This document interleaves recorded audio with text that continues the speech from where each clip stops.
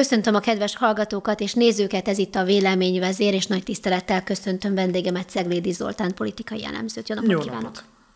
Hát mivel kezdhetnénk, itt a magyar közélettel fogunk egy picit az elején foglalkozni, viszont én azt szeretném, hogyha nem ezekkel a nagyon részletekbe menő aktualitásokról beszélnénk, hanem egy picit nagyobb képben tárgyalnánk a Magyar Péter jelenséget, ugyanis szerintem mindenkit ez most érdekel és izgat, hogy mint politikai jelenség, mit jelent Magyar Péter ma a közéletben, a magyar belpolitikában. Aztán majd szeretnék egy-két ilyen politikai rendszert érintő aktualitásra is kitérni, hogy hogyan is szerezhetne ő Európai Uniós mandátumot, meg ilyesmi, mert ezek még izgalmas kérdések. De maga, mint jelenség, Magyar Péter, gondolom, hogy figyeli az ő tevékenységét, amióta megismertük a nevét, hogy mi folyik körülötte, hogyan értékeli ezt?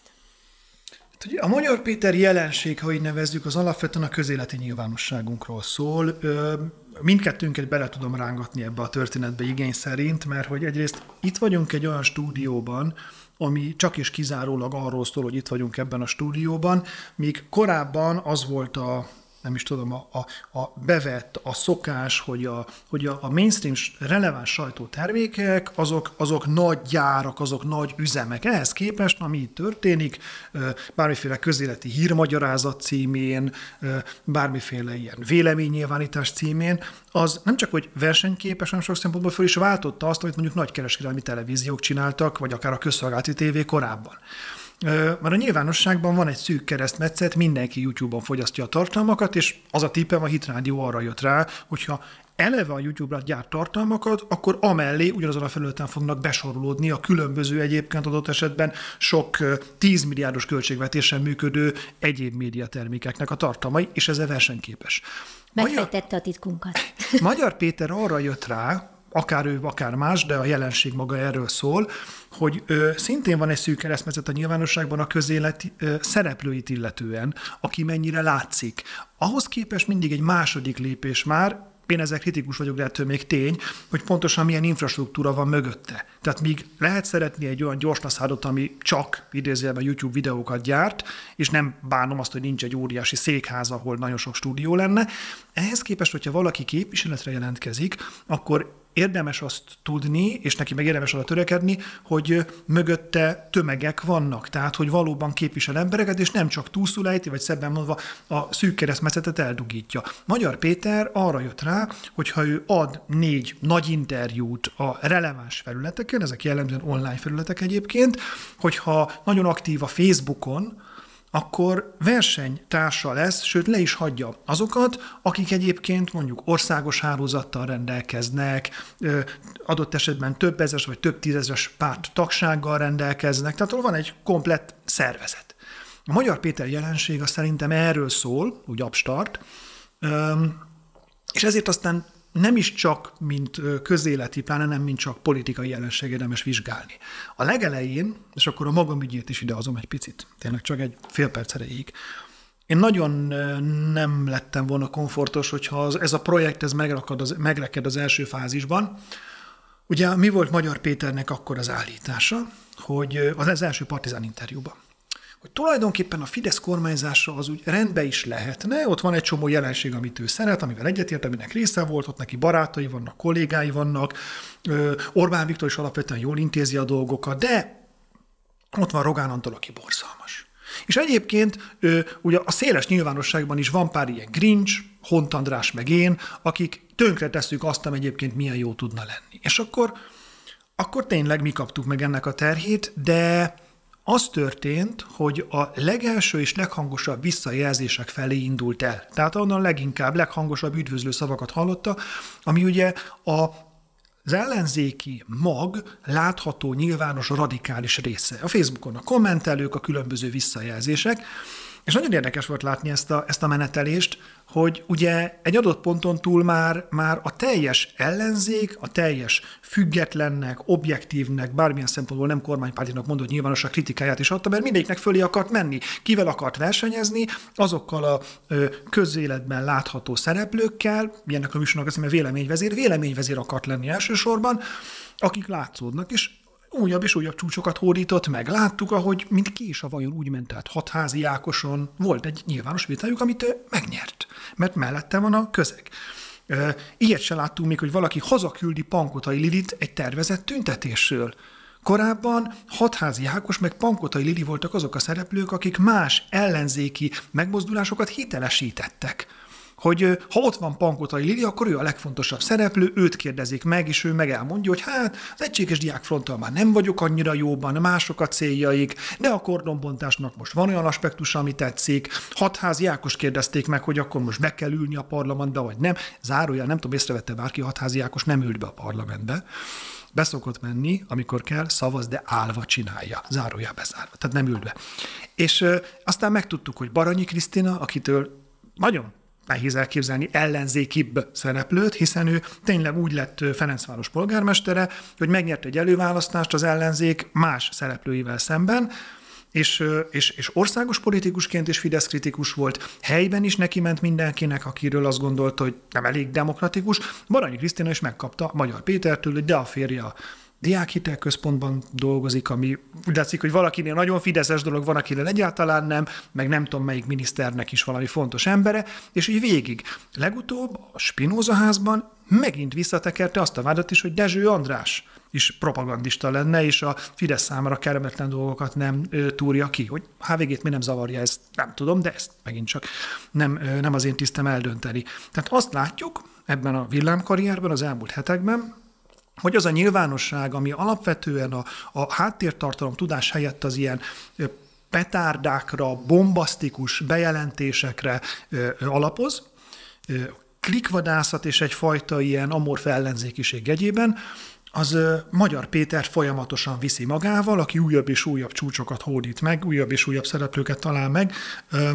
Lesz ma erről szó, úgy tudom, úgyhogy azért is merem idézni példaként, hogy úgy fogalmaztam meg magamnak, hogy az ellenzéki sajtóban berobbant a Magyar Péter vírus.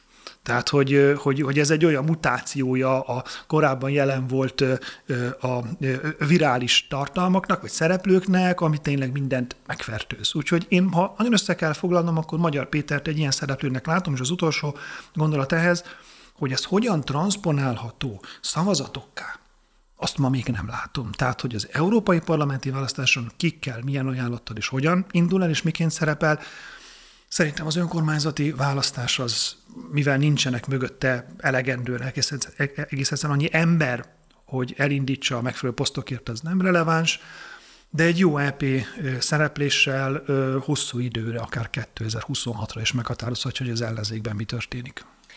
Van-e mögött egy olyan dolog is, akár itt a magyar társadalomban, hogy eddig az elmúlt években annyira unalmas volt a belpolitika, igazából nem nagyon történt semmi. Tehát tudtuk azt, hogy ki fogja körülbelül megnyerni a választásokat, még a választások előtti időszak sem mondható annyira izgalmasnak, mint ami lehetett volna akár, mert nem tették hozzá, nem tették nehézzé, úgymond az ellenzék, az akkori kormánypárt számára sem, hogy ebben legyen valami izgalom. És akkor most van egy ilyen botrány, folyik egy ilyen sorozatos botrány, mindig van egy beszólás, egy megmondás, olyan ikonoknak szólnak be, akikről ugye azt gondolnák, hogy de hát őt nem lehet megsérteni, de meg lehet. Tehát, hogy és látszik, hogy erre így ráharapott a magyar társadalom, nem? Vagy a nyilvánosság, inkább így mondanám, hogy na végre történik valami.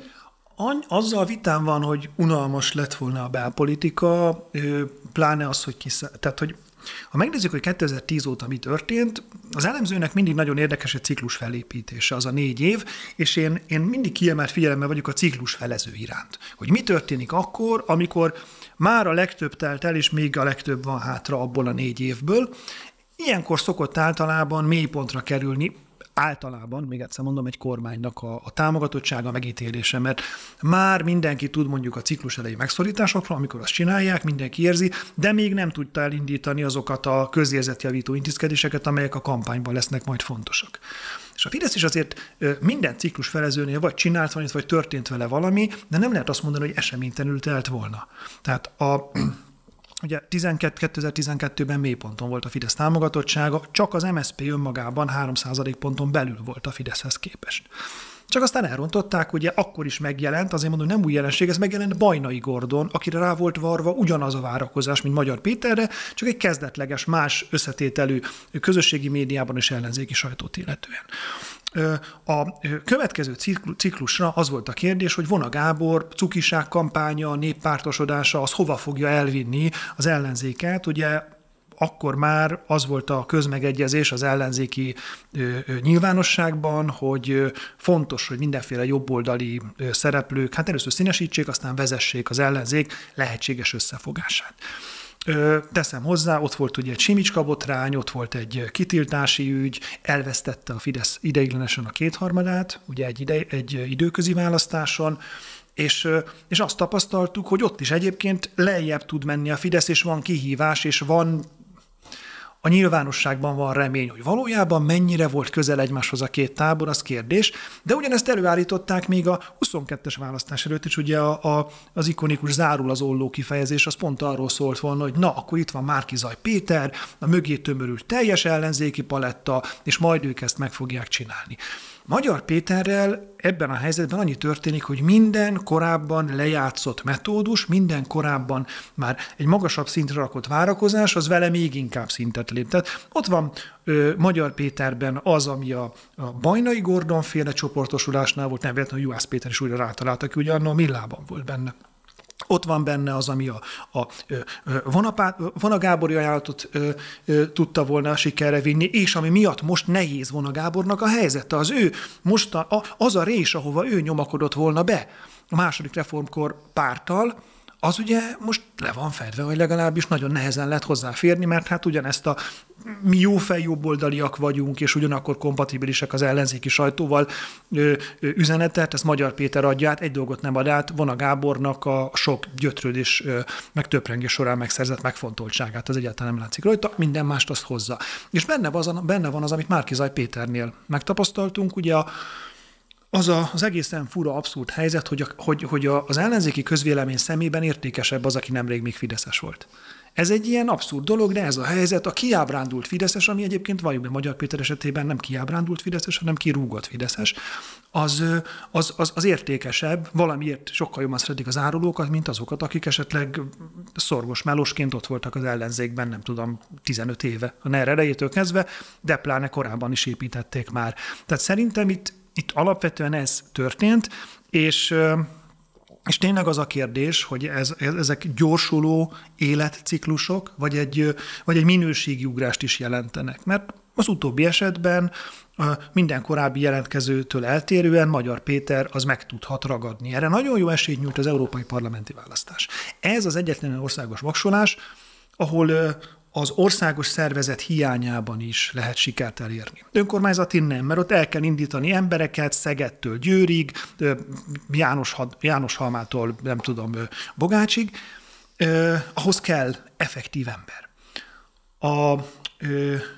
Az európai parlamenti választásra össze kell gyűjteni a megfelelő számú aláírást, ez egy darab Magyar Péter tüntetésen össze tud jönni, csak Budapesten még területi előírás sincsen, hogy honnan kell.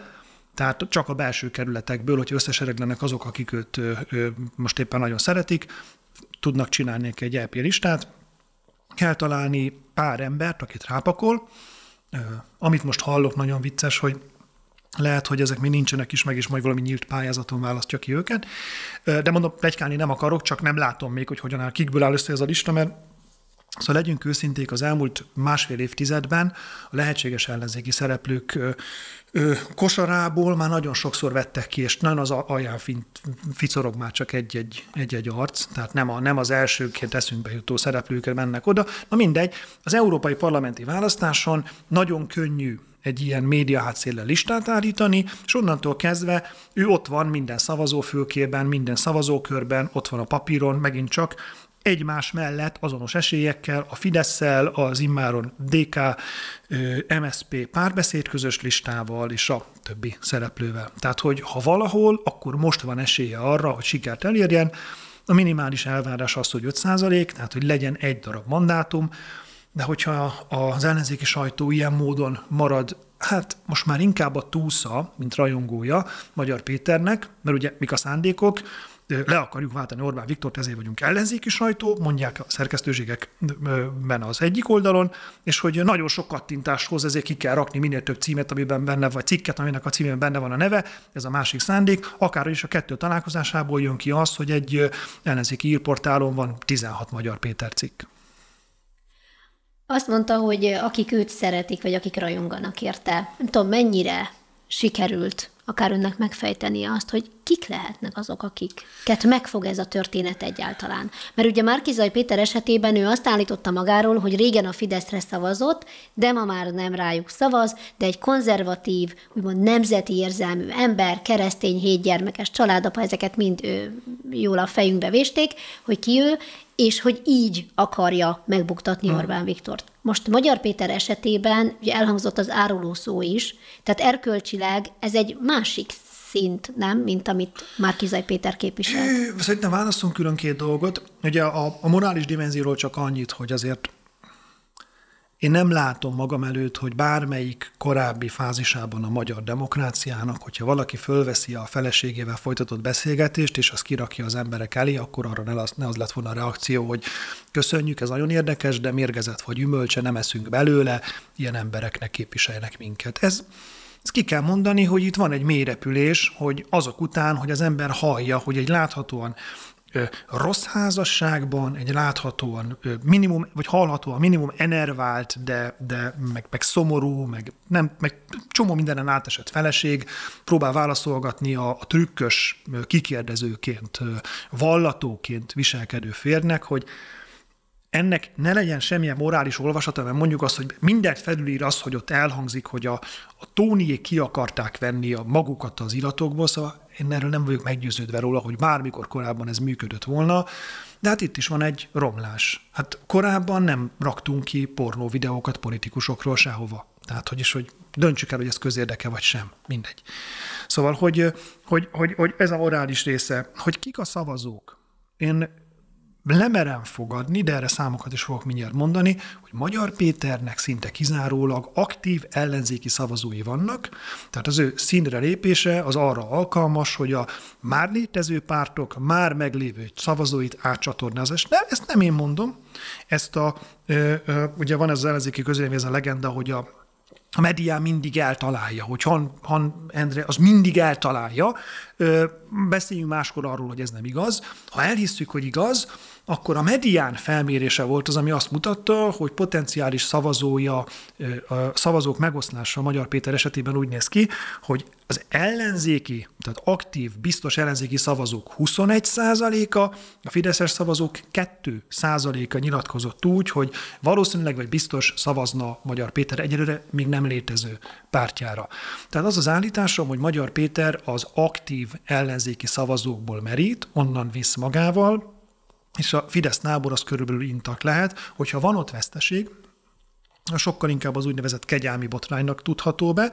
Ha van ott veszteség, az sokkal inkább a mögöttünk hagyott évek csökkenő életszínvonalának tudható be, olyan elégedetlenségnek tudható be, hogy hogyan működik az egészségügy, hogy mibe kerül ma egy nagy bevásárlás, ezek tényleg a kormányról szólnak. Magyar Péter nem látom, hogy mit tudna üzenni ma egy elszánt aktív fideszes szavazónak. Szóval szerintem ez alapvetően így működik, és a választásokhoz közeledve kell még egy jelenségről beszélnünk, azokról, akiket nem látunk. Nekem meghatározó élményem, hogy választási éjszakákon tévéstúdiókban ülök, kipakolom így a papíromat, amin rajta vannak a közönkutatási adatok, majd kezdenek beesni a számok, és galacsinnál gyúrom és kirobom, mert hogy hát kiderül, hogy nem láttuk. Mármint, hogy én nem végzek kutatásokat, én a kutatásokból próbálnék kiindulni, hogy a kutatások nem látnak, van, hogy 500 000 kormánypárti szavazót. Az a blama, ami megtörtént 2002-ben az MSZP-SZDSZ javára, ahol volt 10%-nyi szavazó, 10%-pontnyi szavazó, akit nem láttak a kutatások, az ma egészen másokból, de megtörténik időről időre a választásokon a Fidesz javára, jelesül, hogy a Fidesz mozgósítási potenciálja olyan, hogy képes teljesen kikerülni ezeket a Budapest belvárosában szerkesztett hír, vagy inkább véleményportálokat, és olyan embereket vinni el a szavazófülkékbe, akik nem onnan tájékozódnak, és nem az alapján döntik el, hogy kire szavazzanak. Én azt érzem, hogy némiképp becsapja magát az ellenzéki nyilvánosság, amikor egyre szűkülő falak között pattogtatja a véleményét, már pedig Magyar Péterrel kapcsolatban ez a helyzet. Nem úgy országos ügy, mint nem tudom, a koronavírus volt, vagy mint az inflációs nyomás volt. Hogy ha kell, ha nem, mindenki ajtaján bejön, hanem a nagyon aktív hírfogyasztók, azok nagyon sokat foglalkoznak ezzel a kérdéssel, de amiket Magyar Péter elmond, azt már elmondták zömében nagyon sokan előtte, és nem volt hatással. Nekem az állításom, hogy könnyen lehet, hogy most is van egy olyan kormánypárti kontingens, aki aktív szavazó, de semmilyen számokban nem jelenik meg egészen a választás napjáig.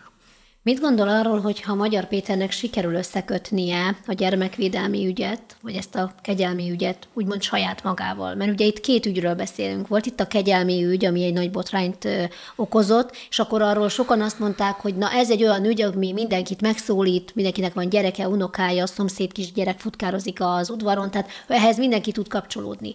És akkor van itt ez az ügy, amit Magyar Péter hozott, itt az ügyészség, meg Volner Sadl ügy. Na ez már olyan mélység, hogy ehhez már azért nem tud mindenki kapcsolódni. Nem mindenki érti, vagy akarja megérteni azt, hogy mi a probléma azzal, hogy az ügyészségre bemegy valaki. Tehát, hogy azért ehhez már utána kell nézni, aktívnak kell lenni, hogy ezzel mi a probléma. Mi van, ha ezt a kettőt sikerül összekötnie? És most azért kérdezem, mert volt egy friss Facebook poszt, amelyben arról írt Magyar Péter, hogy ilyen ombudsmani jelentésekre hivatkozva mik történtek gyermekvédelmi intézményekben.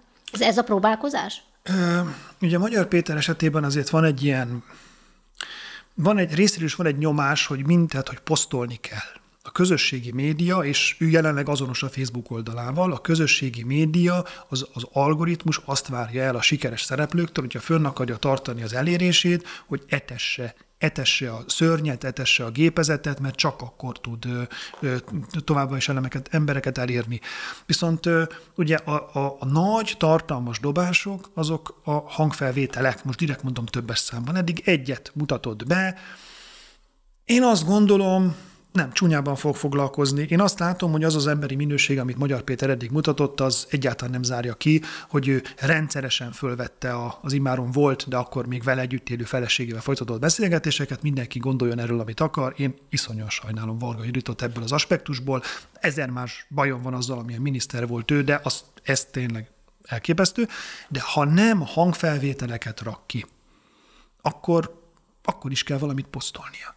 Látjuk, hogy reciklál már korábban a nyilvánosságban megfuttatott ilyen állításokat, pletykákat. Ez Márki-Zay Péter egyébként Pepitában, tehát amikor Márki-Zay Péter, aki láthatóan korábban távol volt a politikától, és így a kommentelők ébresztették rá arra, hogy van ez a Grác pletyka, meg hogy a homoszexuális kormánytagok pletykája, meg hasonló, és ezeket bedobálta, hogy azzal is embereket érjen el, és erre jött, amit említettem, a szereplőt túlszul ejtő leghangosabb, legradikálisabb ellenzéki magnak az éjjelzése, ünneplése. Magyar Péter esetében ugye ezt kell megint csak megcsinálni, és valóban a kegyelmi ügy az erre alkalmas lenne, de lássuk jól, ő nem a kegyelmi ügyről beszél. Nem azokról a szereplőkről beszél, ez tök más szint. Az ombudsman, meg az eljáróhatóságok, az nem Balogh Zoltán, nem Novák Katalin, és nem az ő volt férj, vagy feleségéről beszélünk majd külön is. Plusz ez egy nyilvános dokumentum. Miután kiírta, rákerestem, és az ombudsmannak a honlapján ez ott van lelistázva az évi 100 akárhány egyéb jelentés között. Az, hogy ő folyamatosan szócső legyen, hogy megerősítsen már tudott dolgokat, azokat átcsomagolva átnyújtson nekünk, az egy darabig lehet érdekes, de mindazon újságírók, mindazon szerkesztőségek, akik a munkájukat hagyományos módon próbálják végezni, általában nem az a jellemző, de az igazság időről időre bejön az ablakon, azok azt kell értékeljék, hogy, mint ami most is van, hogy igen, mi erről már írtunk akkor, vagy igen, mi ezt már tudtuk, vagy nem, ez nem olyan hírértékű dolog. Még akkor sem, hogyha Magyar Péter nevével sokan kattintják. Ez szembe tud jönni, tehát neki a nyilvános jelenléte az kevésbé ilyen dolgoktól függ szerintem. Nála a V2-es az a hangfelvétel. Hogy van-e még, amit be tud mutatni, pláne olyat, amin mondjuk Gulyás Gergely beszél, mert ugye nem csak a volt feleségét, hanem a volt gyerekkori jó barátját is sikerült elárulnia, akkor szerintem az érdekes tud lenni.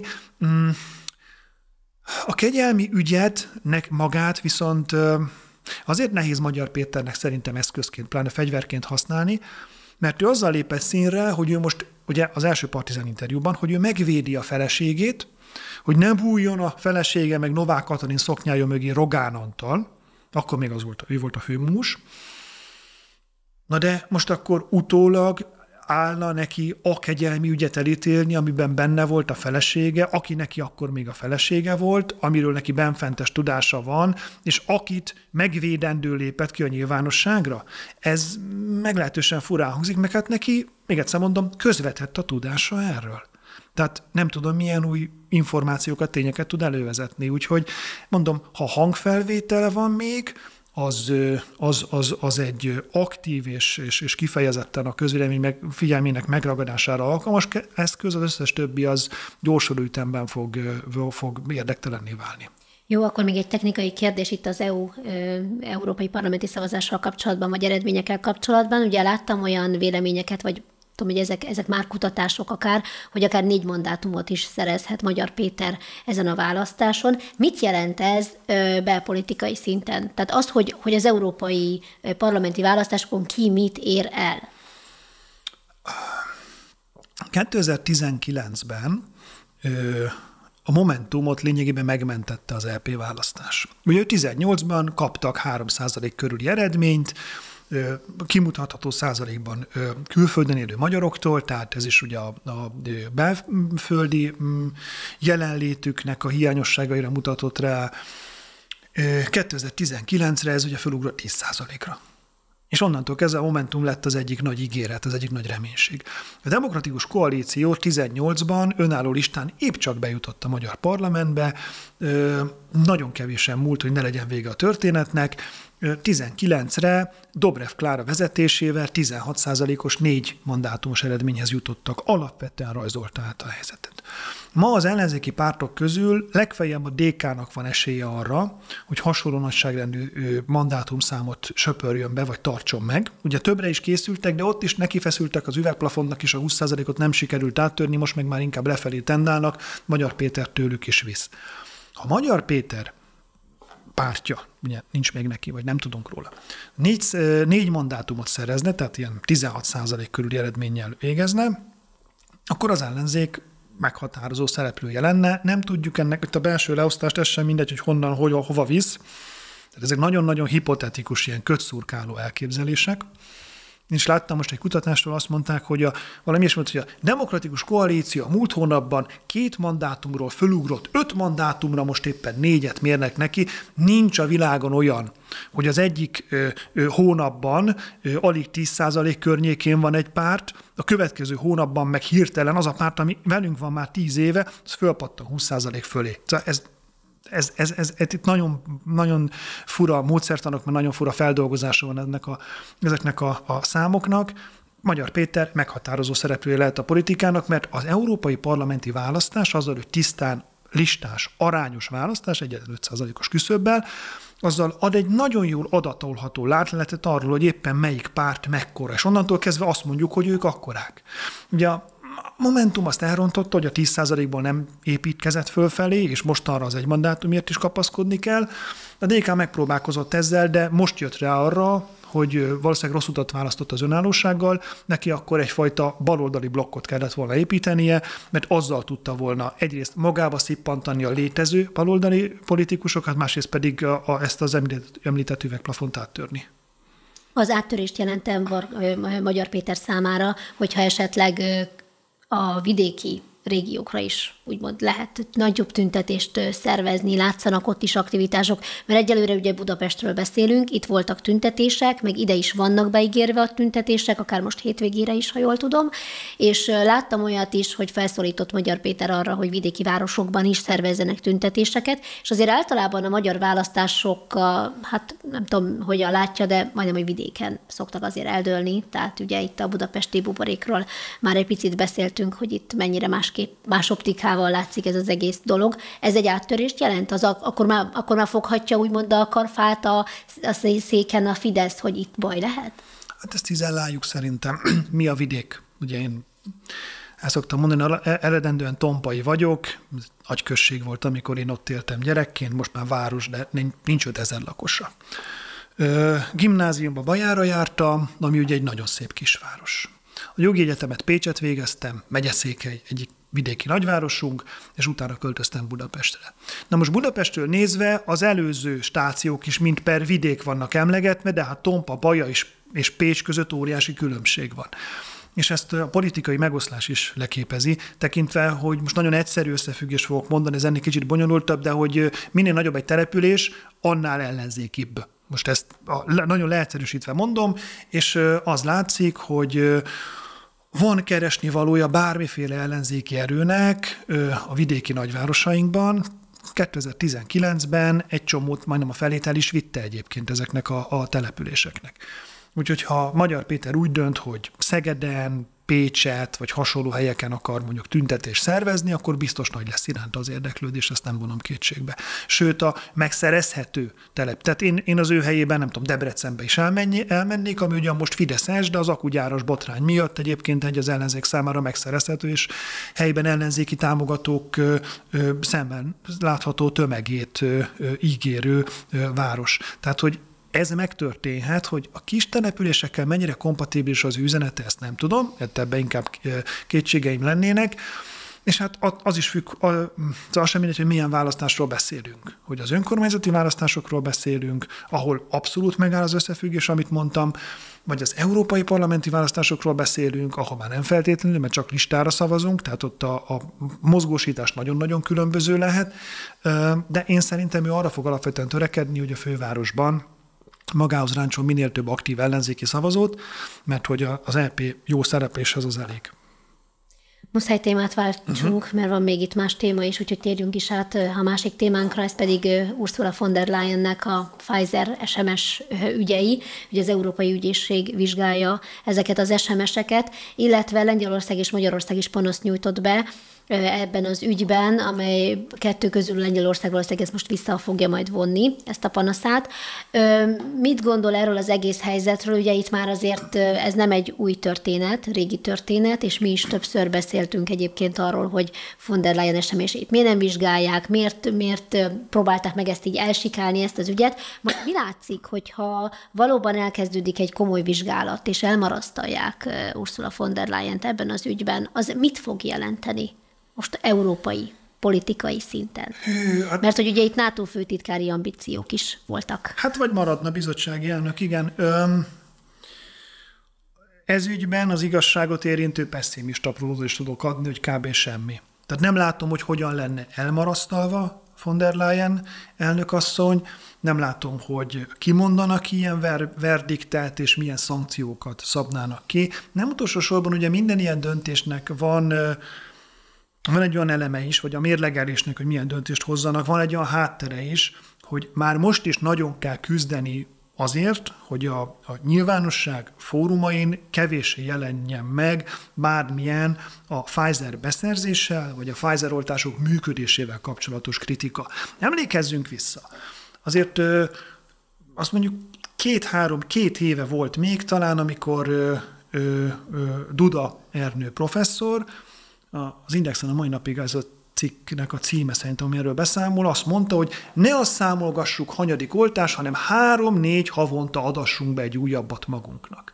Azzal szoktam mostanában zavarba hozni oly barátaimat, akik ezt annak idején szó szerint akarták venni, hogy akkor ugye a 12-nél tart. És hogy akkor legkésőbb karácsonykor vette fel a legutolsót. Eltűntek a profilmatricák, nem látjuk az ellenzéki sajtó címlapjain már a szennyvíz jelentéseket se, pedig mondanám, hogy azok most is készülnek, és le van írva, hogy megint itt meg ott emelkedett, és meg vagyok győződve róla, hogy egyébként az említett vírus az nem véletlenül köhög mindenki. Tehát vannak ma is légúti megbetegedést okozó vírusok, köztük koronavírus is, de ez nagyon-nagyon veszélyes húzás lenne egy kontinensnyi vezetés részéről, hogyha a szkepszist ez ügyben, az egyébként indokolt szkepszist, azt maga is fölvállalná, és arról beszélnének, hogy akár a gazdasági, akár az orvosi háttere ennek a beszerzésnek, ez nem volt megalapozott. Én ezért vagyok, hogy mondjam, pessimista azt illetően, hogy itt mi történik. Megint csak egy záróját hadd mondjak egyébként, hogy a Mező Gábor kutatásra eljutnak odáig, én nem tartanám azt feleslegesnek, hogyha utána nézni, hogy Duda professzor az miért hadakozik annyira az ügynökakták nyilvánossága ellen, mert volt egy ilyen vonal is, amikor erről érdeklődtek, de hát a másik fele ennek, hogy egy nagyon jó politikai eszköz volt a járvány alatt bevezetni jó pár eljárást, amit ma már teljesen más ügyben alkalmaznak. Azt, hogy nem szabad a nyilvánosság előtt bizonyos ügyekről beszélni, azt az alusapkás vírustagadók kapcsán vezette be a nyilvánosság, de, hogy mondjam, zökkenő nélkül csúsztunk át az úgynevezett orosz dezinformációs propaganda betiltására, ezen a vonalon haladva ugyanazokkal a jelzőkkel, ugyanazok az intézetek, sokszor ugyanazok a szakértők vezették azt is elő. Tehát, hogy ebben benne van ez is egyébként, hogy fölülírhatók alapvető demokratikus normák, jogok, emberi jogok, az akkor lett bevezetve, vagy akkor lett üzemszerű, de a mai napig a legkülönbözőbb esetekben ezt egyébként használják, hivatkozzák, hogy akkor ezt meg kell tenni. És akkor kapott rá szerintem a sajtó arra, amit egyébként a Magyar Péter jelenség kapcsán is beszéltünk, hogy bizonyos politikai célok mentén szülessenek meg a hírek, nem a vélemények, a hírek, illetve hogy a kattintásvadászat, az pontosan mennyire működik és mennyire bejön. Magyarországon 22 elejére az volt az ellenzéki nyilvánosságban, sajtóban és pártokat illetően a közmegegyezés vagy meggyőződés, hogy miként Donald Trumpot meg lehetett buktatni a koronavírus okán, és ott volt a jó Fauci doktor, aki ebben segített. Magyarországon az a feladat, hogy nálunk megboldogult falus doktor az, aki majd a nyilvánosságban olyan módon képes, meg a hozzá kapcsolódó különböző szereplők úgy tudnak riogatni, hogy az emberek megijednek, és a felelőtlen Orbán Viktort leváltják. Ugye ez a visszájára fordult, emlékezzünk vissza, 22 tavaszán az ellenzéki képviselők kivonultak a Kossuth térre a lezárások ellen tiltakozni, Jakab Péter pedig nagy kedvencemet, petíciót indított a kötelező oltások ellen, mert rájöttek arra, hogy ez visszacsapott. És szerintem többek között azért nem lesz, vagy nem tartom valószínűleg, hogy szankcióval érjen véget ez a von der Leyen-i ügy. Mondjuk el azért alapvetően, hogy arról beszél, hogy hát megállapodtak SMS-ben ilyen 20 milliárd eurónyi összegről, de ezeket az SMS-eket ő nem tudja, nem akarja, nem fogja bemutatni, hogy pontosan hogyan működött. Szerintem az Európai Unió döntéshozói, illetve a nem uniós szerv, de hasonló érdekek mentén működő Európai Ügyészség nem vállalja fel annak ódiumát, hogy ez egy bizonyos ponton túlvigye. Van egy ilyen közös tanulságunk, vagy közmegegyezésünk azt illetően, hogy teljesen meghűlt az emberiség éveken át, amikor ez a járvány volt, és úgy próbálunk ebből tanulni, hogy közben nem beszélünk róla. Az utolsó gondolat. Ha ez egy sikertörténet lenne, akkor rengeteg Karikó Katalin freskó lenne mindenhova, vagy poszter kirakva, akkor a mai napig ennek a járványnak a hőseit hordoznák körbe a sajtó, akkor tovább élne az ő nimbuszuk, akkor ennek a tanulságait vinnénk tovább a legkülönbözőbb esetekre. Ehhez képest, ha megkérdezem valakitől, hogy mikor vette fel az utolsó Pfizer oltást, akkor azt közdi, hogy magánügy, ami azért fura, mert én meg arra emlékszem, hogy elő kellett venni egy kártyát, és csak azzal tudtam egy kávét meginni egy helyen, csak azzal tudtam felszállni a repülőgépre, most meg hirtelen magánügy. Szerintem ezért lesz. Sőt, ezt meg kellett osztani a Facebookon, ezt nem lehetett titokba tartani. Persze. És most tényleg ez a reakció, hogy felejtsük el, ne beszéljünk róla. Ne is beszéljünk, kellemetlen is erről beszélni. Oltás, vírus, ki van megfázva, ne beszéljünk erről. De én azt látom, hogy, és azért tragikus, mert ott meg aztán tényleg emberölésekről beszélünk, hogy az orosz-ukrán háború kapcsán is lesz az elmúlt években elhangzott szakértői véleményeknek egy olyan olvasata, hogy jó, hát mi nem mondtuk, hogy a szankciók azok majd úgy működnek, vagy mi nem mondtuk, hogy ki fognak fogyni a tankokból, szóval, hogy és előbb-utóbb vissza fog ütni ez. Ahogy a Magyar Péter jelenségnél, én azt állítom, hogy egyszer ez visszakunkorodik ez a görbe.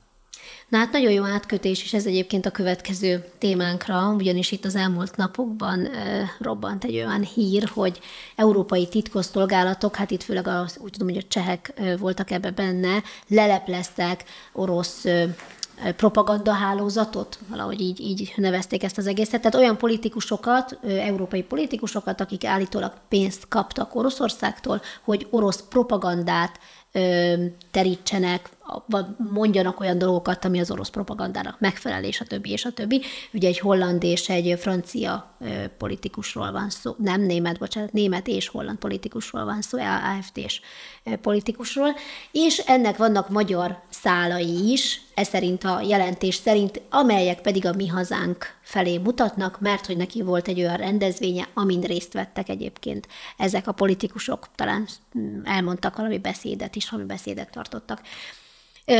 És az egész ügy azért érdekes, mert az ember egy picit hátralép kettőt, akkor elgondolkozik azon, hogy most tényleg mit értünk dezinformáció alatt, mi az, hogy orosz propaganda. És ezeken a szavakon, ha az ember elkezd gondolkodni, akkor így nagyon-nagyon sok kérdőjel jelenik meg hirtelen a fejében. Hogyan látja ezt az egész ügyet? Hát szerintem érdemes tényleg hátrébb lépni. Egyrészt az a ki milyen rendezvényen kivel volt együtt, megvan annak már 20 éves, mikor Kunce Gábort fölkérdezték sőt 30 a parlamentben, hogy közös fotón szerepel, nem is tudom, talán Prisztás Józseffel. Fogalmam sincs, de hogy valakivel, akivel kapcsolatban egyébként később ilyen mindenféle bűncselekmények vágyát fogalmazták meg, tehát fölkérdezte egy talán fideszes képviselő, és Kunce Gábor válaszul azt mondta, szerintem roppant szellemesen, hogy önnel is van közös fotóm, azt is nagyon szégyellem. Tehát, hogy talán, az ügynök hálózatoknak nem a legmélyebb bugyra az, hogyha egy rendezvényen valaki felszólal, nagyon variábilis, hogy ki hol szokott megjelenni.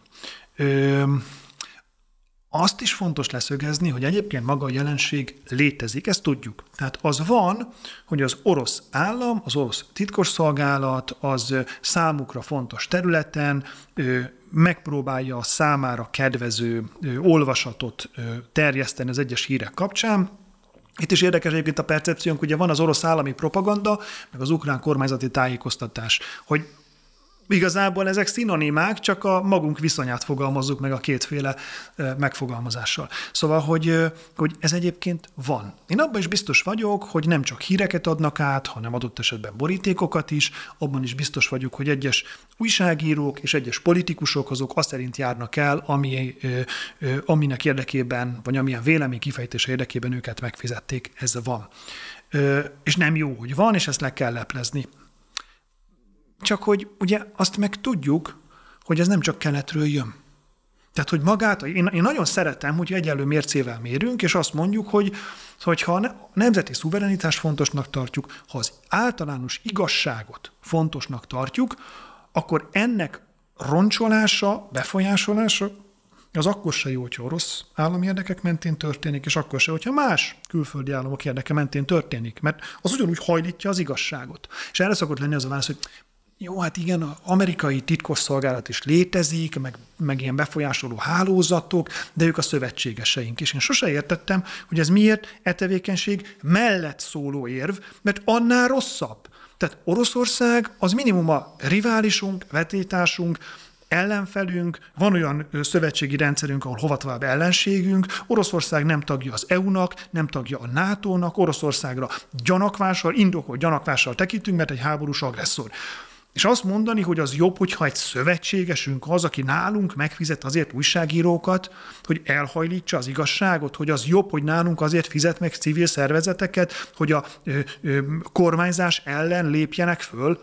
Tehát ez az érv, amit én nem értem, hogy ezt miért nem az oroszok mondják, hogy nem, hát titeket a szövetségeset, közhelyes leszek, Angela Merkelt az amerikai titkosszolgálat hallgatta le. Hello. Tehát, hogy szerintem az nagyobb bűn, mint az, hogy az oroszok meg lehallgattak német tábornokokat, akikkel kapcsolatban tényleg van egy hova tovább deklarálta nem is háborús helyzet, de egy proxy háborús helyzet.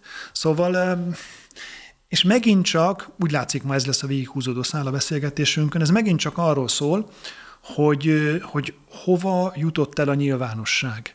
Mert azért éri meg ezt, maradjunk az orosz propagandánál, azért éri meg az orosz propagandának ezt kifizetni, mert nagyon szűk keresztmetszetek vannak. Hogyha el tudnak dugítani bizonyos információs csatornákat, ha bejutnak bizonyos információs buborékokba, akkor ott akadálytalanul viszik át a maguk üzenetét. És ez szerintem iszonyúan veszélyes, mert abban a világban élünk, ahol az emberek nagy része a Facebookról tudja meg, ha kint esik a hó. Mert a képernyőt nézi, és nem az ablakot. Windows. Tehát, hogy szerintem ez megint valahol a végéhez közeledik, vannak nagyon optimista várakozásaim azt illetően, hogy észbe kapunk, és vannak nagyon pessimista várakozásaim, amik meg arról szólnak, hogy teljesen meghűlünk, és a következő alkalommal nem egy járvánnyal, hanem egy háborúval próbálunk meg ebből kijönni. Ha már nyilvánosság, és akkor még erről azért egy pár szót beszéljünk, felmerül a kérdés, hogy azzal, hogy mondjuk a társadalmat, és itt konkrétan a magyar társadalmat befolyásolja akár az orosz propaganda, akár az amerikai propaganda, akár az ukrán propaganda, ezzel mi a cél? Hát ugye itt Magyarország geopolitikai helyzetéből érdemes kiindulni. Az orosz propagandának az a célja, hogy egy EU és NATO tagállamot azt arra tudjon használni, hogy a belső meggyőződések, a közvélemény, az a kormányzást abba az irányba tolja megrendeléseivel, ami Oroszországnak kedvező. Vétózzon meg olyan döntéseket, ami Oroszországnak hátrányos, láttunk erre példát, álljunk ki a megoldások mellett, ami Oroszországnak jó. Az Egyesült Államok az meg nyilván ennek az inverze. A mi pehjünk az, hogy az Egyesült Államok, Amerika érdeke, az nem az európai érdek. És szerintem a hosszabb távon a nyerő, ha politikus lennék, biztos ezt keresném, a nyerő az, hogyha azt mondjuk, hogy az orosz propagandát, meg az amerikai propagandát is úgy kell kezelni, hogy egyik sem azt nézi, hogy Európának mi a jó, és benne Magyarországnak, tehát akkor még lehetne ezzel külön foglalkozni, hogy egyébként a Közép-Európa projekt ez hogyan áll, mert hogy ami történik, az igazából, hát gondoljunk bele, az Egyesült Államok nagyon drágán tudja eladni a cseppfolyós halmazállapotú gázt Európának, ha az nem vásárol Oroszországból.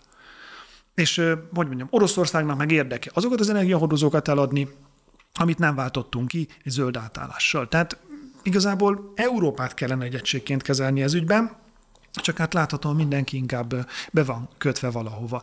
És az a nagyon érdekes, hogy mindenről egyébként van tudásunk. Én Pressman nagykövetet szoktam példának fölhozni erre, akiről mindenki pontosan tudja, hogy mit csinál. Tehát az a nagyon fura, hogy ott azt illetően nincsen vita kormánypárti és ellenzéki nyilvánosságban, hogy Pressman nagykövet az a kormány buktatás érdekében szervezi a magyar nyilvánosság szereplőit csatába, csatasorba. Csak az a különbség, hogy a kormánypárti nyilvánosság ezt elítéli, az ellenzéki pedig üdvözli.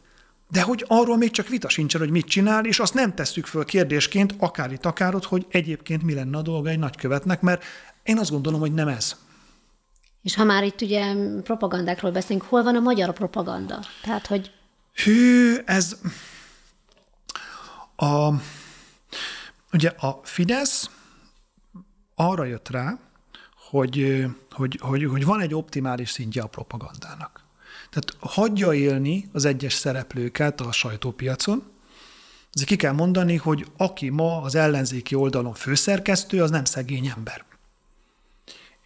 És ezen csak azt sértődjön meg, aki ellenzéki újságírónak tartja magát, aki független, az más. Szóval, hogy én azt látom, hogy a Fidesznek van egy megoldás arra, hogy a nyilvánosság felületein pontosan mit és hogyan kell uralni ahhoz, hogy a kampány az biztos legyen. Hontan András barátommal szokott sok vitám lenni azt illetve, hogy az elég ahhoz, hogy a választás az tét nélküli legyen. Ő azt mondja, hogy jelen körülmények között nem is lehetne leváltani a Fideszt. Én ebben más gondolok, szerintem ennél azért több a verseny, de kétségtelen tény, hogy a belföldre optimalizált mondjuk egy propaganda, az ugye elműködget. A Magyar Péter jelenség mögött pont az van, hogy ezt tényleg unják az emberek. 2022 után unták a Fideszt is, pláne amikor nem tudott választ adni arra, hogy miért lett kétszer olyan drága a majonéz, és unták az ellenzéket is, mert annak sem volt egy konkrét válasz arra, hogy hogyan lesz olcsóbb a majonéz. És Magyar Péter ebbe a vákuumba tudott bejönni. Na de mindennek egyébként Orbán Viktor időről időre nekiugrik, hogy legyen egy külföldi leképeződése is. Most megint el akarjuk foglalni Brüsszelt, de ha valamiben csapni valami rossz a miniszterelnök, az a szövetségkeresés, szövetségépítés. Tehát, hogy van, amikor nagyon rosszul választ magának ellenfelet, és van, amikor átverik. Ezt ő maga is elismerte, amikor azt mondta, hogy az áruló Labant, ugye még Sebastian Kurz, aki most már szereti, hogy most már nem kancellár, most már idejött persze puncsolni, de annó átverte. Giorgia Meloni, mikor Giorgia Melonival találkozott pár év Orbán Viktor, talán Brüsszelben, az egész ellenzéki sajtó azon röhögött, hogy ezzel a jelentéktelen olasz politikus nővel találkozik, nem mert elmenni arra a meccsre, ahol megkérdezték volna tőle, hogy miért diktátor. Amint Meloni megnyerte az olasz választást, társaival, koalícióban rögtön váltott, és kiderült, hogy nagyon atlantista, hogy nagyon orosz ellenes, és tulajdonképpen az Európai Unió vonatkozó szabályait is nagyon is szeretné betartani, és még hosszan sorolhatnám. Tehát, hogy Orbán Viktor ezért nem sikeres ebben a történetben, miközben megpróbálkozott vele. Habony Árpádnak többek között az lett volna a dolga, hogy egy olyan nemzetközi ilyen sajtóhálózatot építsen ki, aminek meg is vannak az alapjai, csak nem hat, ami képes lett volna arra, hogy befolyásolja a más tagállamok választásait, máskor beszéljünk arról, hogy ez helyese vagy sem, nálunk is csinálják, tehát először ítéljük el azt, aki idejön hozzánk, és a magyar választásokat akarja befolyásolni, másfelől pedig, hogy az európai döntéseket terelje egy adott irányba, a közvéleményt. Ez nehezen megy, próbálkozik fel a miniszterelnök, oda megy a traktoros tüntetésre, kiáll a gazdák mellett, megpróbálja a felelős gazdálkodás szempontjait fölvetni, amikor az Ukrajnának megszavazandó támogatásokról van szó, de látjuk, hogy egyedül van. Nagyon szépen köszönöm. Ceglédi Zoltán politikai elemző volt a vendégünk. Köszönöm szépen.